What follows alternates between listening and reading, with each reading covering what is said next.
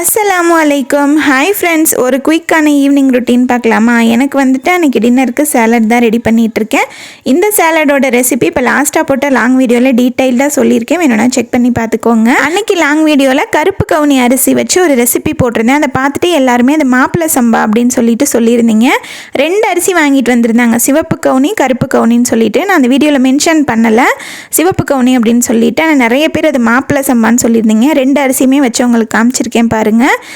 இதுதான் சிவப்பு கவுனின்னு சொல்கிறாங்க. இதை பற்றி இன்னும் டீட்டெயிலாக எனக்கு தெரியாது. உங்களுக்கு தெரிஞ்சிச்சு அப்படின்னா கமெண்ட் பண்ணுங்கள். கருப்பு கவுனி கருப்பாக தான் இருக்குது. அதுக்கப்புறம் எனக்கு சேலட் தான் ரெடி பண்ணிகிட்டு இருந்தேன். கண்டிப்பாக அந்த லாங் வீடியோ செக் பண்ணி பாருங்கள். உங்களுக்கு வந்துட்டு நிறைய யூஸ்ஃபுல்லான விஷயங்களுமே ஷேர் பண்ணியிருக்கேன். நைட்டுக்கு வந்துட்டு தோசை ஊற்றிக்கலான்ட்டு பிள்ளைங்களுக்கு இவங்களுக்கு பொட்டுக்கடலை சட்னி தான் அரைச்சிருந்தேன். தேங்காய், பொட்டுக்கடலை, வரமிளகா, ஒரே ஒரு பூண்டு, உப்பு சேர்த்து அரைச்சிட்டு எப்பவும் போல் தாளிச்சிட்டோம் அப்படின்னா நல்லாயிருக்கும். இந்த சட்னிக்கு வந்து பச்சை மிளகாவோட வரமிளகா நல்லாயிருக்கும். அதுக்கப்புறம் மதியம் வச்ச வெண்டைக்காய் குழம்பு இருந்துச்சு, அதையும் சூடு பண்ணி எடுத்து வச்சுட்டேன்.